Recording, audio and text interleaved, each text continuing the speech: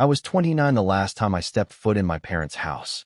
It was a chilly Sunday morning in late October, the kind where the air smells like damp leaves and the sky just sort of hangs there, low and gray like it's tired of pretending to be cheerful. I'd driven 3 hours without music, just the hum of the tires and my thoughts playing bumper cars in my head. I hadn't seen my family in nearly a year, not since my brother's birthday dinner where I was seated at the far end of the table like a forgotten guest. But my mom had called earlier that week, voice honeyed and casual, asking if I'd come down to see them for a bit. Just for lunch, she said. Nothing dramatic. I should have known better. My name's Brian. I work in software, live alone, pretty quiet life overall. Nothing flashy. I'm not estranged from my family, not officially, but I've always felt like I was tolerated more than loved. The spare piece that didn't quite fit into the perfect picture my parents were trying to frame. My brother, Aaron, 3 years older and born with that natural charisma that made adults chuckle and ruffle his hair, always fit the mold perfectly. He went to law school, married his college sweetheart, gave our parents 2 adorable grandkids, and lives exactly 20 minutes away from them. Me? I moved out of state the second I could afford rent on my own, dated here and there, poured myself into my career. The way my family sees it, Aaron built a life. I built a hobby. Still, I wasn't going down there to start anything. I told myself that repeatedly. I'd rehearsed how I'd keep things light, smile politely, dodge the jabs I knew were coming, and just leave after a few hours. Maybe it was guilt. Maybe I thought I was mature enough to rise above it all. But deep down, I think I just wanted to be proven wrong. I wanted to believe that maybe things had changed. When I pulled into the driveway, the house looked the same. White paint peeling just a bit under the windows, garden gnomes my mom insisted were whimsical, and the same faded welcome mat that had been there since I was a teenager. I stood there for a moment, hands in my pockets, before knocking. My mom answered with her usual tight-lipped smile and a quick, perfunctory hug. "You look tired," she said before I could even say hello. "Are you eating enough?" Classic. Inside, the house smelled like roasted chicken and rosemary, something Aaron's wife probably prepped earlier. She's big on meal planning. I said hello to my dad, who gave me a distracted wave from his recliner without looking up from the news. The grandkids were over too, apparently, judging by the shrieks coming from upstairs. And of course, Aaron arrived just minutes after me, perfectly timed as always, breezing in with a joke and a bottle of wine. Everyone lit up. My mom kissed his cheek. My dad finally turned off the TV. Even the dog started wagging its tail like it had just seen Elvis. I stood there like furniture. We made small talk around the kitchen island. I asked about the kids' school projects, nodded through Aaron's story about some corporate merger I didn't care about, and politely declined the wine. "Still not drinking?" Aaron asked, eyebrows raised like that was some great character flaw. "Good for you, I guess." My mom gave a thin smile and changed the subject. That's when I noticed it. The wall. It used to be filled with framed photos, vacations, birthdays, Christmas mornings where we all wore matching pajamas that I hated. But something felt off. I walked toward it slowly, like my legs weren't quite convinced I needed to see what my gut already knew. Every photo was there. Every memory. Except I wasn't in them. The shot from Disneyland in '98? Just mom, dad, and Aaron holding Mickey balloons. My face gone. The picture from my high school graduation? Aaron in his suit, my parents in front of the school sign, but I was missing. The Christmas photo from 2011? Aaron in his Santa hat, his arms slung around thin air where I knew I had stood. I leaned in. Not just cropped. Photoshopped. The edges were too clean. The lighting didn't match. Whoever did it tried to be subtle, but I work in tech. I know how masking works. They'd erased me. I turned to my mom. What would happen to the pictures? She didn't even look embarrassed. She just shrugged, reaching into a cabinet for plates like we were talking about weather. "Oh, Aaron cleaned them up a bit," she said. "Made them nicer." I blinked. "Nicer? I'm not in any of them." She paused, as if just realizing that. "Well, they look better this way," she said simply, then walked out to set the table. I stood there for a long time. I don't remember sitting down for lunch. I don't remember what I ate. I remember Aaron talking loudly, my dad laughing, the grandkids screaming, and me sitting there like a ghost in a room where I used to exist. Not a single person mentioned it again. No apology. No explanation. Like I was supposed to pretend it didn't matter that I'd been erased from my own family history. I left before dessert. My mom tried to pack me leftovers, and seemed mildly offended when I refused.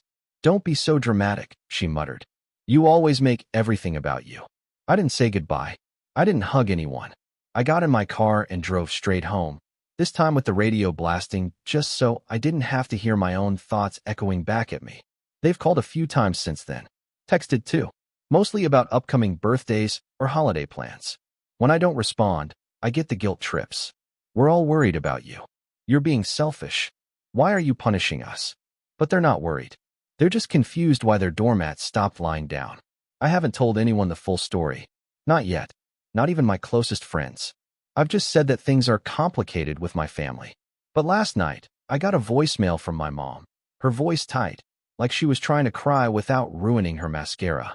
"I don't understand what we did wrong, Brian," she said. "You're always so sensitive.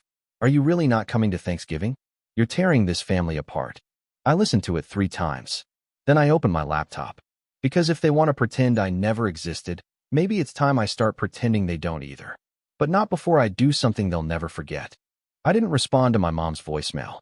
I didn't delete it either.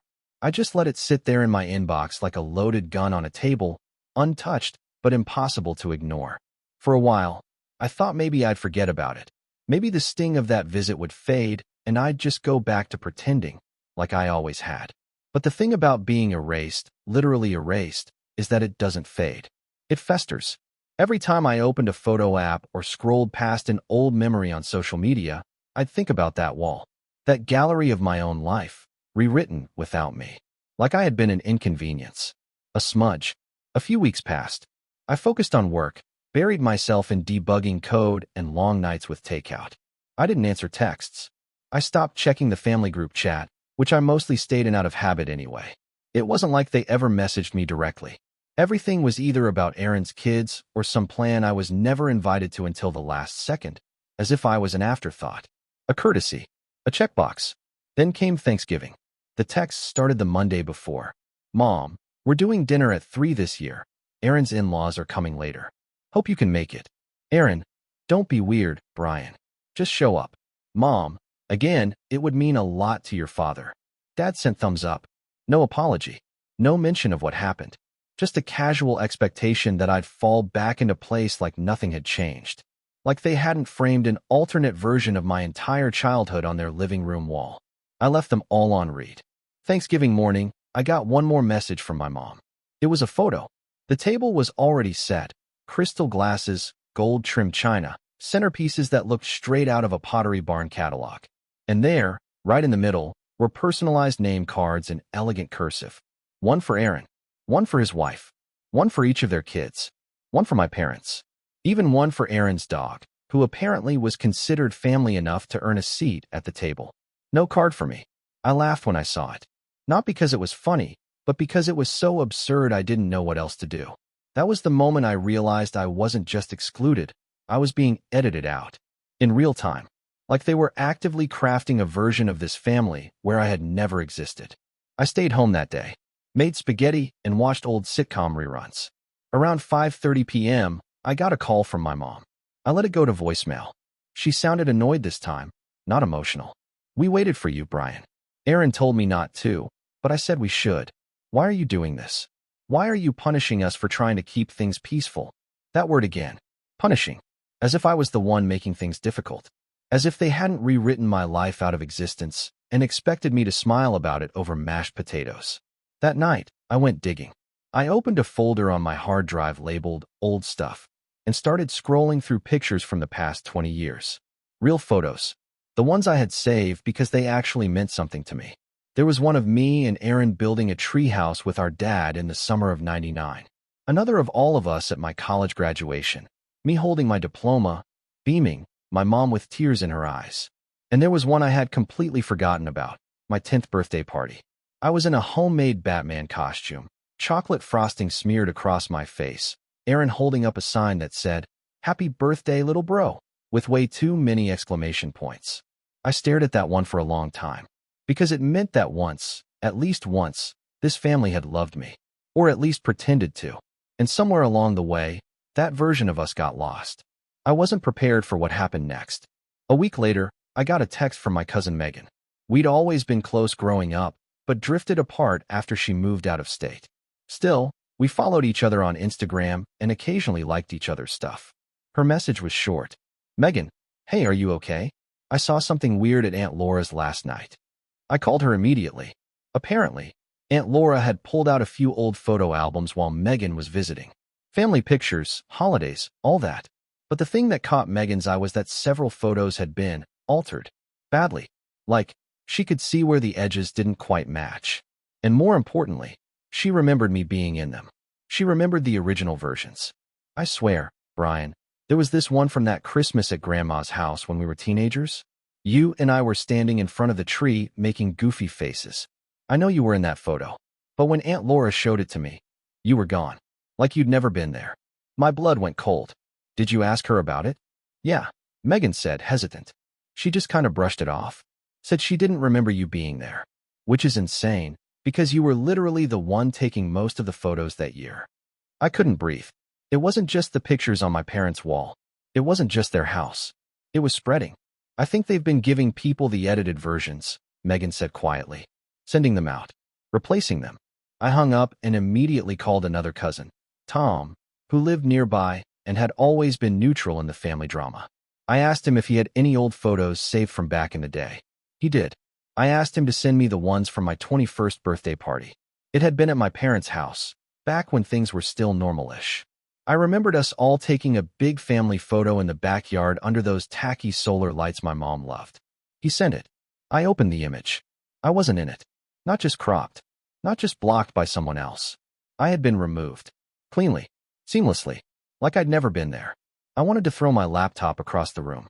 What kind of person does this? What kind of family? It wasn't until 2 nights later, after a long and restless scroll through every tagged Facebook photo from the last decade, that I realized how deep it went. My mom had been quietly untagging me from group pictures. My brother had posted a Throwback Thursday collage from our childhood. Every single photo was one I remembered, but in every one, I had been replaced or removed. It wasn't just erasure. It was replacement. Aaron's kids had been photoshopped into pictures from years before they were even born. A photo of a camping trip from 2007 now showed one of his daughters holding a sparkler, despite the fact that she hadn't even existed back then.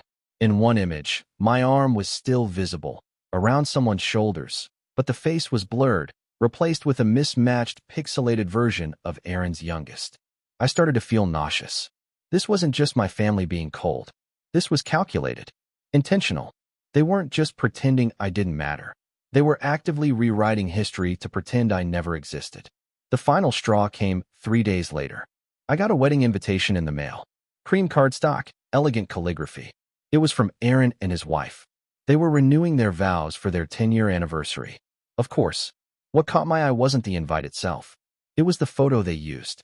A full-color print of Aaron and his wife on their wedding day, standing under an arch of white roses. Only, that wasn't the original photo. Because I had been Aaron's best man. I had stood next to him that day, hand on his shoulder, smiling like an idiot. And in this photo, the man standing next to him was their oldest son, who had been 2 years old at the time. They'd photoshopped me out. Again, this time replacing me with someone who literally wasn't even old enough to walk down the aisle. I stood in my kitchen holding that invitation like it was a bomb. And maybe it was. Because in that moment, something in me snapped. The part of me that had tried to keep the peace, that had swallowed every slight, that had told myself, maybe they didn't mean it that way, or it's not worth the fight. That part of me died. They wanted me gone. They wanted to pretend I never existed. Fine. But I wasn't going quietly. I started planning something that night. Something they wouldn't see coming. Something they couldn't Photoshop their way out of. And when I was done, they were going to wish they'd just left the pictures alone. I didn't sleep the night I got that wedding invite. I just sat at my kitchen table, the card still propped against the coffee mug I never touched, staring at that photo like it might blink or speak or offer me some kind of explanation. I wasn't just erased from the picture. I was replaced. Literally overwritten by a kid who hadn't even been in preschool when the photo was taken. It felt like the final nail in a coffin I hadn't realized they'd been building for years. I'd spent most of my adult life excusing my family's behavior, downplaying it, telling myself I was just sensitive, or maybe not trying hard enough to connect, or maybe too different to really fit in. Aaron was the golden child. That was fine. Some families are like that. I could live with not being the favorite. I had built a life, had my own apartment, a steady job, friends who checked in on me. But seeing my image literally rewritten in family memories, that wasn't favoritism. That was something darker. That was exile. And for the first time, I let myself sit in the pain of that truth. Not brush it off. Not laugh it away. I let it hurt. Because it did hurt. The next few weeks were a blur. I barely got out of bed. I'd wake up late, work from home in sweatpants, barely touch food. My sleep was broken and shallow. And when I wasn't working, I was scrolling through old photos like I was trying to prove to myself I'd actually existed. I felt hollow, like a character in someone else's story who had just realized he was being written out of the plot. People noticed. My coworkers asked if I was okay. I told them I was just tired. My closest friend, Kevin, came over one Friday night and found me half asleep on the couch, surrounded by printouts of old photos like a deranged detective trying to solve his own disappearance. "What's going on, man?" he asked, nudging a stack of photos with his foot. "Did someone die?" "Yeah," I muttered, voice hoarse. "Me?" Kevin raised an eyebrow but didn't laugh. He sat down across from me and listened. Really listened. I told him everything. The photoshopped childhood, the photos on the wall, the family events where I was never invited or tagged or named. I told him about the wedding invitation, the replacement, the way no one ever apologized or acknowledged it, how they always made it my fault for pulling away. When I finished, Kevin was quiet for a long time. "Dude," he finally said, "that's not just messed up. That's pathological. Like, that's cult-level gaslighting." I let out a dry laugh. I thought I was being dramatic. "You're not. That's some Twilight Zone stuff." He looked around the room, at all the photos I had printed and laid out like a memorial service. "So what are you going to do?" I didn't answer right away, because I didn't know. Revenge? Disown them? Call them out? Publicly? Quietly? I was still too tangled in the grief to think straight. But I knew one thing for certain. I wasn't going to let them define me anymore. That night, after Kevin left, I opened a blank document on my laptop and started typing. Not a letter to them. Not a plan for revenge. Just my story. From the beginning. I wrote about what it was like growing up invisible. About the little slights that I used to tell myself didn't matter. About the birthday they forgot. The graduation dinner they skipped. The times they joked about me being the weird one. I wrote about the photos. The edits. The silence. And I kept writing. Every night. Until my fingers ached and my mind emptied. It was the first thing that made me feel like me again. Like I was taking my identity back, sentence by sentence. In the following weeks, I started reclaiming other parts of my life too. I cleaned my apartment top to bottom. I got a haircut, bought a new desk, rearranged the furniture. I deleted the family group chat from my phone, blocked my mom and Aaron on social media. Not out of spite, out of necessity. I needed space to breathe. I also started therapy. It had been a long time coming. I'd always made excuses, too expensive, too time-consuming, not for me. But the truth was, I was scared to sit with the things I'd buried. Scared to hear that maybe I had done something to deserve the way I was treated. But my therapist, a quiet, observant woman named Michelle, didn't let me go there. "You don't need to earn basic dignity," she said in one of our first sessions. "You don't have to perform to be worthy of love." That sentence cracked something in me. Over the next few months, I learned how to speak about my pain without minimizing it. I learned that boundaries weren't cruel, that it was okay to walk away from people who chose to harm you, even if they shared your DNA. I started going for long walks after work, letting my thoughts drift without dragging me under. I rediscovered my love for photography, real photography, not the kind that deletes people. I started shooting cityscapes at dusk, portraits of strangers at the park, candid shots of street performers. I created an Instagram account to share my work anonymously. Within a few weeks, it started gaining traction. One photo in particular, an old man sitting alone on a bench, silhouetted by the orange glow of a street lamp, got reposted by a local art page. It exploded. People commented about how haunting and beautiful it was. Someone said it felt like a visual poem about grief and healing. They didn't know how right they were. That photo became my profile picture, not because it was popular, but because it reminded me that I still had a story to tell, that I was still in the picture, even if others tried to crop me out. Then, one afternoon, an email popped up that stopped me cold. Subject line, Family Archive, request for photo submissions. It was from my Aunt Laura. Apparently, she and a few other relatives were putting together a digital memory book for Grandma's 80th birthday. They were asking everyone to submit old family photos and stories to compile into a slideshow for the party. I stared at the screen for a long time. My first instinct was to ignore it, to delete it, and keep moving forward with my new, quiet life. But then I thought about the photos they'd already collected, the ones Aaron and my parents had probably submitted. I thought about how this archive might become the record, the version of our family history that would live on. And I couldn't shake the feeling that if I didn't do something, they'd win. So I started going through my hard drive again. But this time, I wasn't just collecting evidence. I was curating my version of the story. I pulled together photos they couldn't have deleted, ones I had taken on my own camera, or where I was the only person in the shot. I included goofy selfies with my cousins, behind-the-scenes photos from family trips, pictures of me and Grandma baking cookies in her old kitchen, flowers smudged on our faces, photos that proved I'd been there, that I'd mattered. I even included one photo from Aaron's wedding, the original version, where I was standing right next to him, beaming in my ill-fitting suit, holding the ring box. I labeled it Best Man 2013, and I wrote captions for all of them.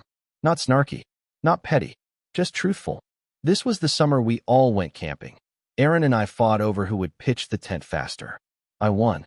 This was my college graduation. Mom said she was proud of me that day.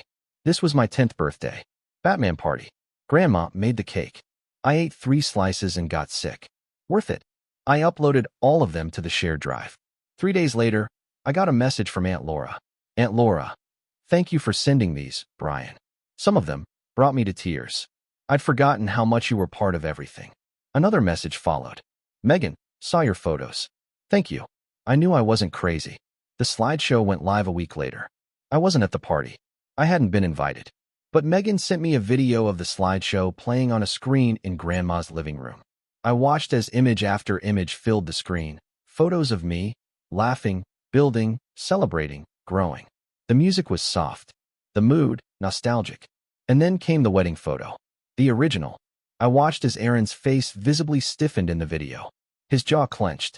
His wife leaned over and whispered something. My mom looked away. Good. They weren't the only ones with the power to shape a narrative.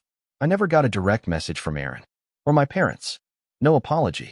No explanation. But I didn't need one anymore. Because something had shifted. They wanted me gone. But I had reclaimed my place. Not by begging to be included. By proving I'd always been there. Still, this wasn't the end. Because while they were busy pretending I was invisible, I was quietly planning something they would never be able to ignore. I waited. Not for an apology. By now, I knew that wasn't coming. What I waited for was clarity. Not emotional, but strategic. Revenge wasn't about explosions, or yelling matches, or big dramatic gestures. It was about timing. Precision.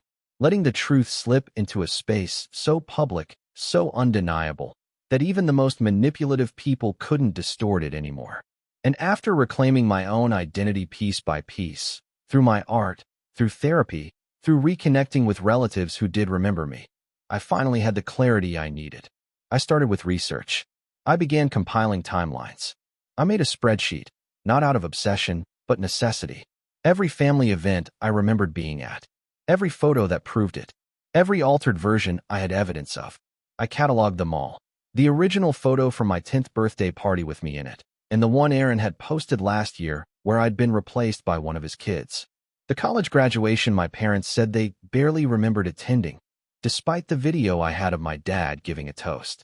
The family vacation in 2006 where my brother now claimed I didn't come because I was off sulking somewhere. Except there I was, in my cousin's scrapbook, helping build the bonfire. And most importantly, I kept track of who had shared or reshared the edited versions. Aunt Laura, Uncle Rick, my mother, Aaron. All of them had either reposted altered images or participated in this narrative rewrite. But I also tracked the ones who hadn't. My cousin Megan, for one.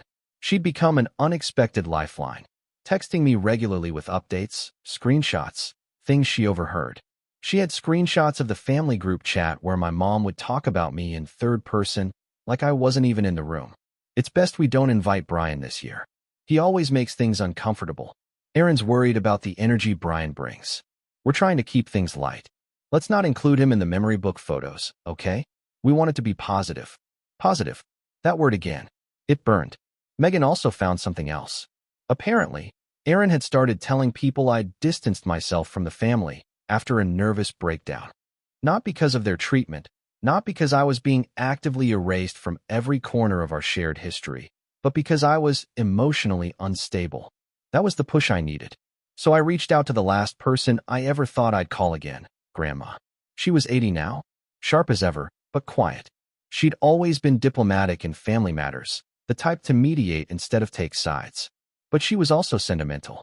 She kept boxes and boxes of photos, real ones, untouched, unfiltered. Photos my parents probably hadn't touched yet. I called her and asked if I could come visit. She sounded surprised, but warm. I'd love that, she said. It's been too long. I drove the next weekend. She lived in a small town just a few hours away, and when I got there, she greeted me with a frail hug and watery eyes. You look just like your grandfather, she said, touching my cheek. We had tea, talked about nothing at first, then about the family. I treaded carefully until I saw the old album on her coffee table. I asked if I could look through it. She handed it over. There I was, page after page, smiling, awkward, teenage me, holding sparklers, helping in the garden. Even Erin and I, arm in arm, at his engagement party. There was no denying it. I'd been there. I'd mattered. And now I had the proof. Undisputable. Tangible. Grandma, I said softly, do you know that some of these photos are different online? She blinked. What do you mean? I showed her. My phone. Side-by-side comparisons. Original versus edited. The cropped birthday photos. The wedding picture. My literal deletion.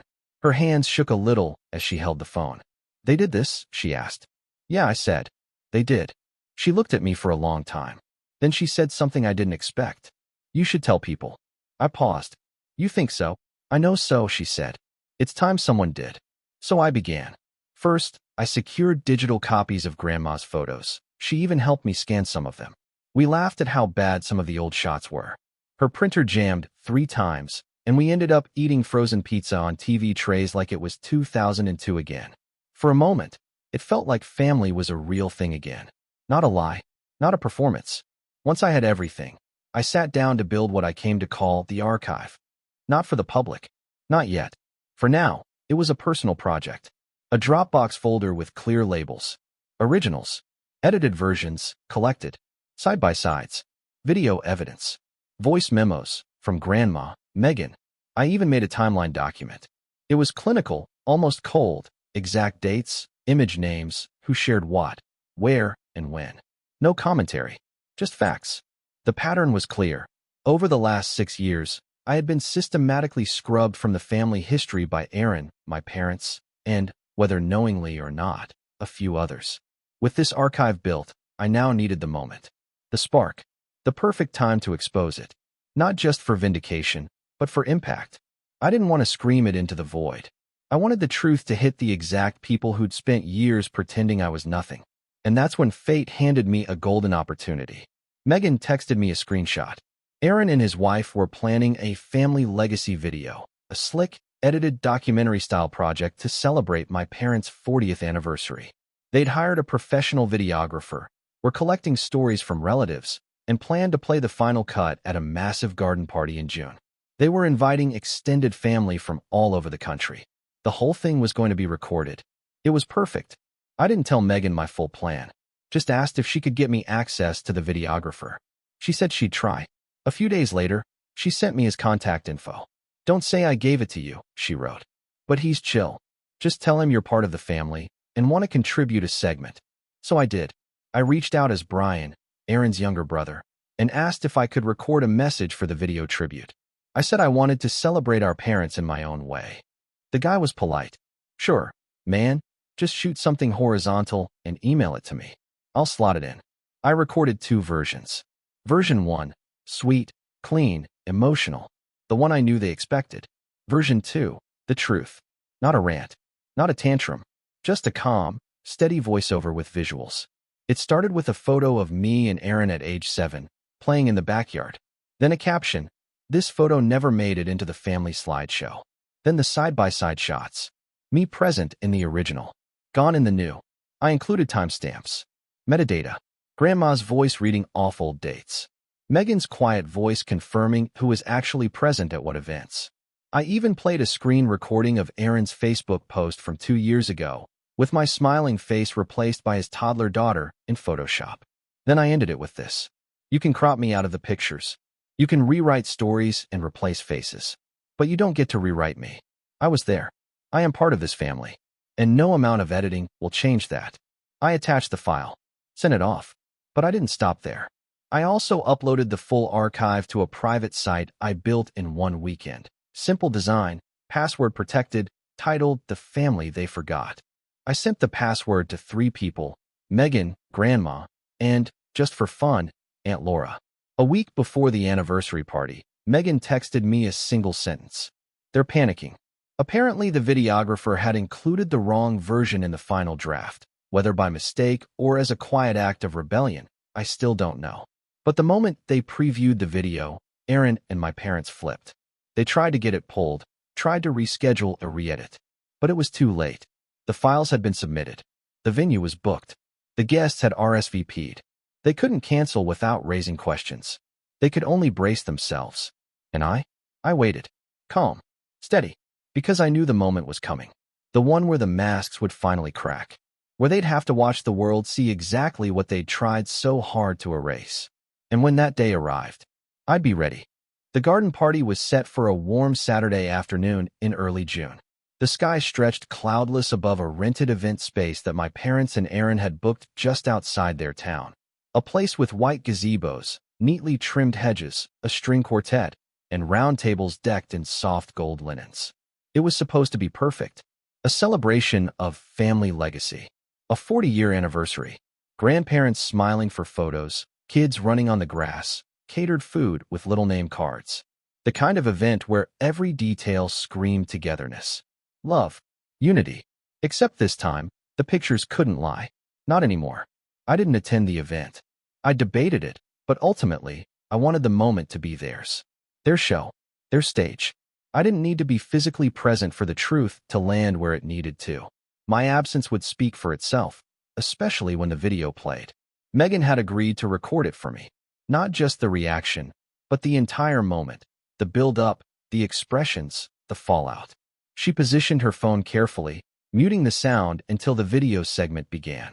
She even brought a friend who pretended to be one of the photographers, letting her move freely between tables to capture the audience's reactions.